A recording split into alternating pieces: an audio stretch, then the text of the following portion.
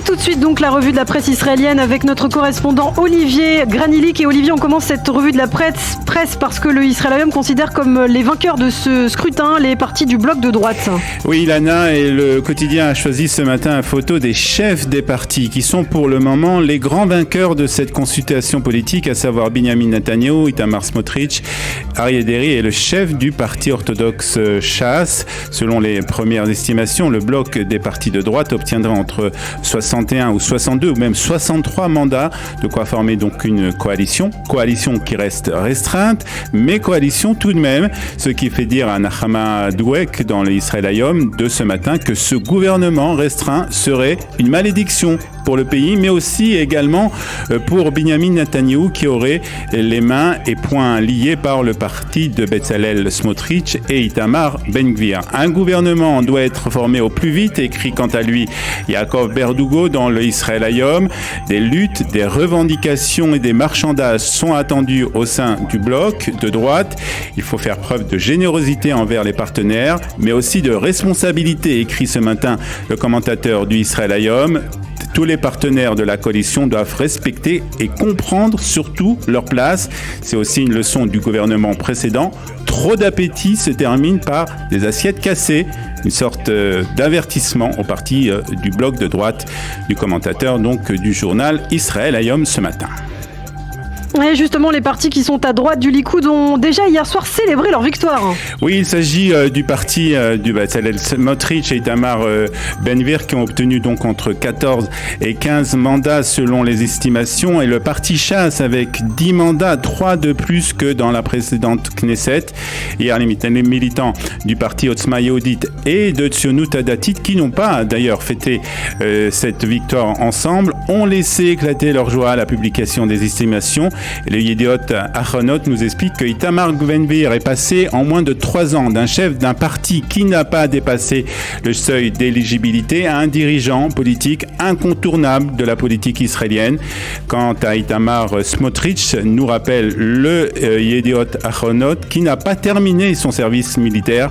Il est en passe de devenir le ministre de la Défense dans le gouvernement de Binyamin Netanyahu.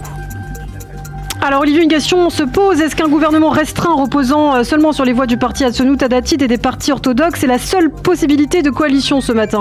Alors non, Ilana, il y a d'autres possibilités qui sont bien entendu évoquées. Ce qui est intéressant, ce sont des voix qui s'élèvent de la part et d'autres de l'échiquier politique israélien appelant à un gouvernement d'union nationale sans les partis d'extrême droite. C'est le cas par exemple de Ben Dror Yemini dans le Yediot Ahronot qui appelle à la fin du boycott de Binyamin Netanyahu et un gouvernement d'union nationale composé du Likoud, de Yesh Atid et du Machane Hamamlarti de Benny Gantz. Yair Lapid et Benny Gantz doivent mettre de côté leur animosité contre Binyamin Netanyahu et constituer un front national libéral pour le bien du pays, écrit donc ce matin Dror Yemini dans le Yediot Ahronot. Même son de cloche pour Gilad Sharon, le fils de l'ancien premier ministre israélien, qui appelle lui aussi à l'union sans boycott de Binyamin Netanyahu.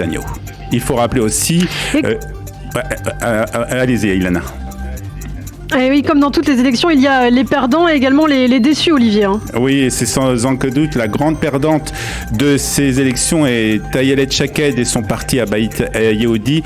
Le Yediot Ahronot publie une photo du QG et du quartier général du parti hier soir à Givat Shmuel, pratiquement vide à l'annonce des résultats. Non seulement Ayelet Shaked n'a pas dépassé le seuil d'éligibilité, on en est même très loin, écrit ce matin le Maariv, et donc même les résultats finaux ne permettront pas de représentants dans ce parti dans la prochaine Knesset.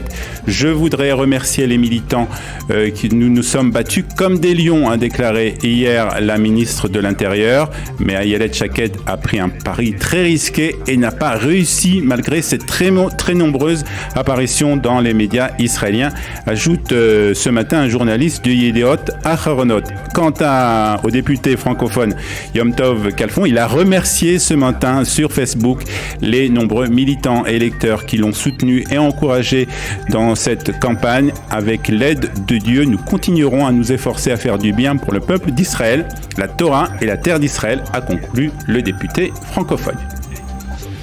Et puis bien sûr, on va terminer, Olivier, cette revue de la presse en évoquant le sort du second parti le plus important de ces élections, Yesh Atid, le parti du Premier ministre sortant, Yair Lapid. Oui, Yair Lapid a été très prudent dans son discours qu'il a prononcé hier devant les militants de son parti, jusqu'à ce que le dernier bulletin de vote ne soit comptabilisé. Rien n'est joué, a-t-il déclaré. Nous attendrons les données définitives. Je suis venu ici ce soir pour vous remercier du fond du cœur. Yesh Atid a obtenu un résultat extraordinaire. Près d'1 million de citoyens israéliens nous ont choisis. Nous avons apporté un nombre sans précédent de mandats. Et nous avons maintenu le partenariat avec le bloc de gauche, a-t-il affirmé. Nous avons mis en place un gouvernement qui a tout fait pour faire baisser le coût de la vie, n'a pas eu peur un seul instant d'agir contre nos ennemis et a surtout compris que le rôle du gouvernement est de panser les plaies de la société israélienne. Ce changement est inévitable, il peut être retardé mais ne peut pas être arrêté, a-t-il conclu, propos qui sont repris ce matin par Le Maariv.